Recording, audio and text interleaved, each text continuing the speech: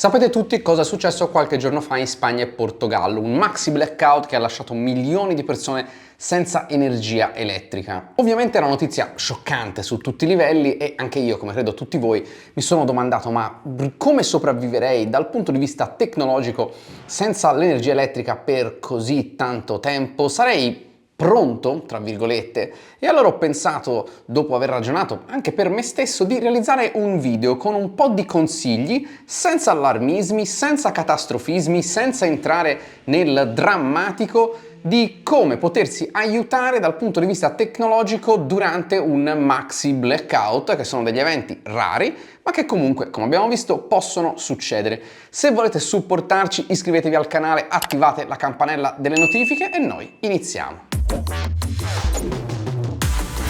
Allora, intanto partiamo dal fatto che, come ho detto, questo non è un video sensazionalistico, non è un video catastrofistico, non parleremo di guerre mondiali, ma parleremo di blackout, che sono cose che sono sempre capitate, che continueranno a capitare e che a volte, diciamo, diventano maxi, ovvero diventano molto prolungate nel tempo e estese in termini di superficie, come il caso questo appunto della Spagna. È successo anche in passato, anche in Italia. La differenza è che anno dopo anno diventiamo sempre più dipendenti dalla corrente elettrica, dall'elettricità, che diciamo alimenta buona parte dei nostri dispositivi che sono sempre più centrali nella nostra vita, e quindi volta a volta i blackout hanno un impatto sempre più grande sulla popolazione. Io posso immaginare che i blackout diventeranno un tema sempre più centrale nei prossimi anni, visto il riscaldamento globale, l'aumento dell'utilizzo durante l'estate dei condizionatori, in generale il fatto che l'avvento della mobilità elettrica sta richiedendo quantità di energie sempre superiori, e quindi ogni blackout in futuro secondo me verrà trattato in modo sempre più interessato da parte del pubblico, che si domanderà ma che devo fare se succede? Però i dati ci dicono una cosa: nel 2022 in Italia i blackout, quando succedevano in media per 39 minuti, quindi ok che il maxi blackout può succedere, ma nella maggior parte dei casi quando va via la corrente ritorna in meno di un'ora. Allora, visto che qui parliamo solo e soltanto di tecnologia, non di provviste o di bunker per salvarci dalla guerra mondiale, cosa succede quando c'è un blackout? Fino a qualche anno fa la linea telefonica fissa era salvaguardata perché non aveva bisogno di elettricità. Oggi invece le linee sono praticamente tutte VoIP e quindi non funzionano più. In modo un po' controintuitivo però possono funzionare le linee mobile. Non è una certezza, dipenderà sicuramente dal blackout, ma intanto i cellulari, gli smartphone hanno ovviamente una batteria e quindi possono continuare a funzionare. Dopodiché alcune antenne, molte antenne, non ho un dato purtroppo su questo, hanno dei generatori di emergenza che permettono di continuare a funzionare. Questo non vuol dire che nel caso tutto rimarrebbe come prima. Perché? Perché tantissime persone si riverserebbero a utilizzare lo smartphone. È possibile che queste antenne funzionino a potenze inferiori per poter poi durare di più con l'autonomia che hanno, con le batterie e i generatori che hanno, e che quindi servizi anche come internet possano funzionare anche peggio, non solo per questa eventuale diminuzione di potenza, ma anche perché se il blackout è molto esteso potrebbe aver coinvolto molti server che magari utilizziamo oggigiorno per fare le cose più disparate, anche perché poi spesso un sito internet non è soltanto in un punto preciso, ma è sparso su dei sistemi, diciamo, cloud su internet, che può essere un bene, ma se il blackout è molto esteso, in certi casi potrebbe anche diventare un male. Diciamo che non è garantito che possiate utilizzare internet esattamente come lo state utilizzando ora. Dal punto di vista smartphone cosa potremmo fare? Allora, intanto io vi dico non disattivate IT Alert, che è un servizio che può essere molto utile. Io sono abbastanza comunque critico su come è stato usato di recente,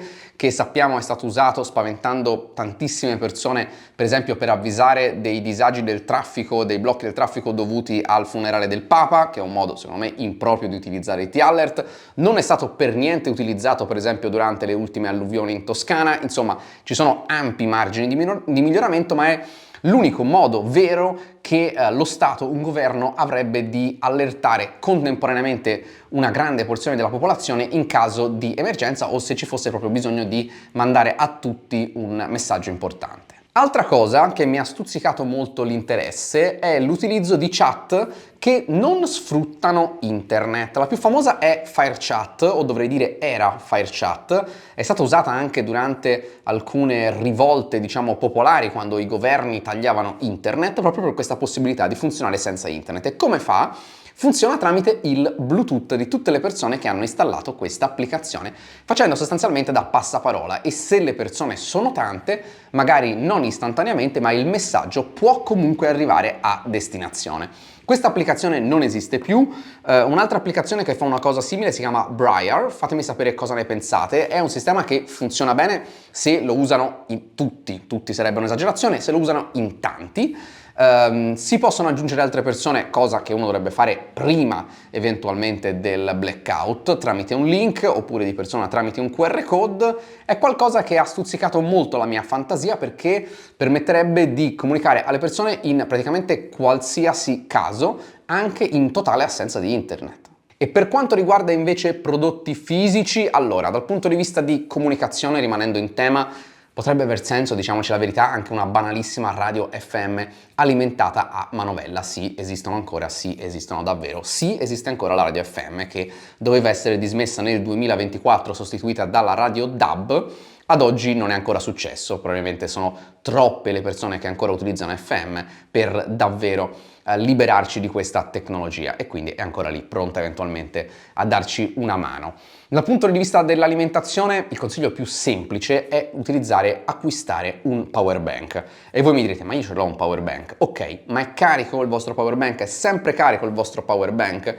Considerando quanto costano, meno di 50 euro, io vi seleziono alcuni modelli molto capienti e molto validi e ve li lascio in descrizione. Può aver senso averne uno pronto, sempre carico, in un angolino da utilizzare quanto serve, e magari mettetevi un promemoria e ogni tot mesi dategli una piccola carica, giusto per essere sicuro che sia al 100% o quasi.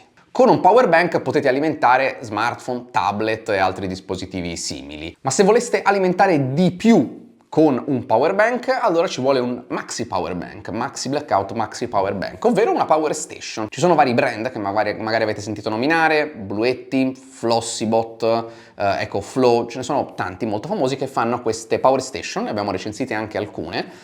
Sono ovviamente molto più grandi, molto più pesanti di un power bank, e proprio come power bank ci sono di taglie, dimensioni, capacità, potenze e prezzi estremamente diversi. Io vi parlo di prodotti che vanno dai 200 ai 1500 euro, c'è un abisso nel mezzo.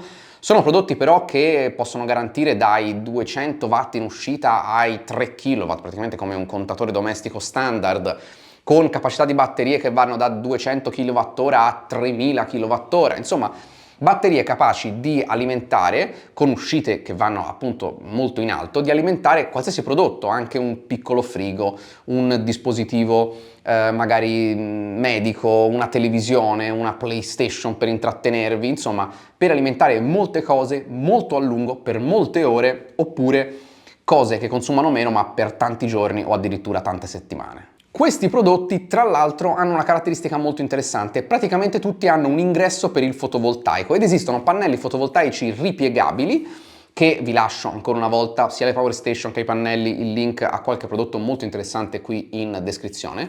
Pannelli ripiegabili che potete piegare e tenere in un angolino, e magari tirare fuori soltanto all'evenienza, metterlo magari sul balcone se ce l'avete, o sulla finestra, insomma ovunque arrivi un po' di sole. Ovviamente la power station tenetela carica come il power bank, ogni tot mesi dategli un po' di carica dalla presa di corrente, ma in caso di estrema emergenza un pannello solare vi permetterebbe all'infinito, almeno finché c'è il sole nei giorni di sole, di continuare a ricaricare questa power station e di avere un po' di energia aggiuntiva per voi. Un prodotto che ha a che fare col solare, ma che non è una power station, è Anker Solix 2. L'ho recensito l'estate scorsa, e la prossima estate farò invece un video dopo un anno di utilizzo, che è un sistema da balcone, un sistema fotovoltaico da balcone.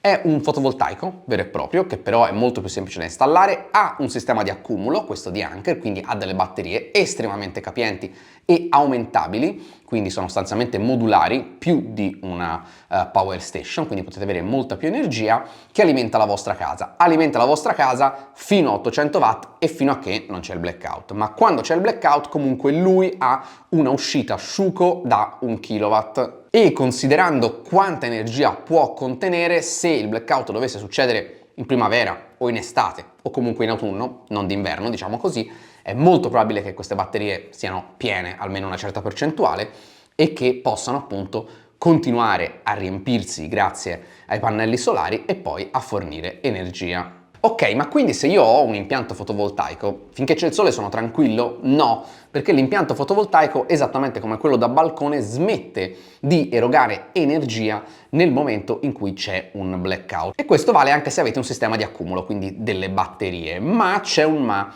Potreste avere o potreste optare per un sistema EPS invece che UPS, ovvero Emergency Power System. Si tratta di un sistema molto più costoso, decisamente più complesso e che fa sì che in caso di blackout la rete della vostra casa venga disconnessa dalla rete del vostro fornitore, quindi dalla rete pubblica, dal contatore dove prendete energia.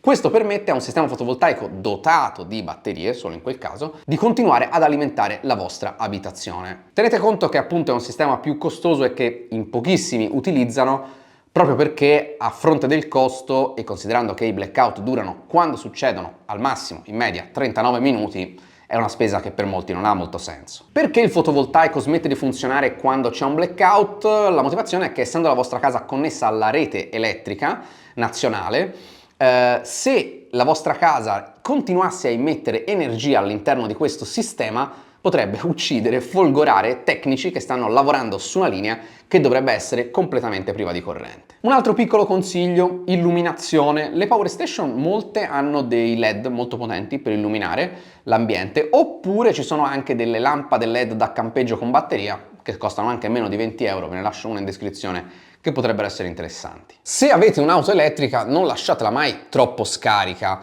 è un consiglio che in questo caso vale anche per le auto a combustione, ma qui stiamo parlando appunto di tecnologia, quindi ci soffermiamo sulle macchine elettriche che magari evitate di averle troppo scariche, anche perché c'è una tecnologia di cui non molti sanno, che vale per molte auto elettriche, attenzione, curiosità, non Tesla, e si chiama V2L, ovvero Vehicle to Load. È la possibilità di utilizzare la porta di ricarica della vostra auto al contrario, ovvero per erogare energia, come se la vostra auto fosse un enorme power bank. Ecco, in questo caso è veramente enorme. Le auto hanno batterie da 40, 60, 80, 100 kWh, che confronto a magari la batteria da 2 kWh della Power Station, capite, si tratta di un power bank infinito, può veramente alimentare prodotti che vi servono per tantissimo tempo, nella speranza che possiate averla parcheggiata abbastanza vicino a casa con una prolunga di qualità, magari non quella di vostro nonno che ha 50 anni, potete portarvi in casa o magari anche caricare in prossimità dell'auto tutti i dispositivi che volete. Serve un accessorio, potrebbe essere quello del produttore, ce ne sono anche vari su Amazon, attenzione alla compatibilità fra i vari marchi, anche qui trovate qualche link in descrizione, ma è molto interessante perché se avete un'auto elettrica potreste star sottovalutando questa possibilità e non avere quell'accessorio nel momento del bisogno potrebbe essere veramente un peccato. E questo era tutto, io spero di avervi dato qualche spunto interessante, vi ricordo i link dei prodotti di cui ho parlato li trovate in descrizione, spero che possa essere anche uno spunto di riflessione o di dialogo interessante, siamo qui nei commenti, parliamone, spero di non aver fatto allarmismi, non era assolutamente mia intenzione e io credo anche che vista l'importanza dell'elettricità si parlerà sempre di più dei blackout che succederanno. Potrebbero anche succederne magari qualcuno in più, semplicemente perché avremo sempre più bisogno di energia elettrica e quindi dovremo lavorare ed evolvere la rete elettrica del nostro paese, del nostro continente, del nostro pianeta per riuscire a garantirci tutti i servizi che stiamo costruendo attorno all'elettricità. Quindi diventerà sicuramente un nodo centrale, credo anche che ci sarà così tanta attenzione che sicuramente ci sarà una evoluzione anche nella capacità di ripristinare situazioni complicate o per far sì che queste situazioni complicate non succedano più. Per questo video è davvero tutto, se il video vi è piaciuto iscrivetevi al nostro canale, attivate la campanella delle notifiche e noi ci vediamo a un prossimo video.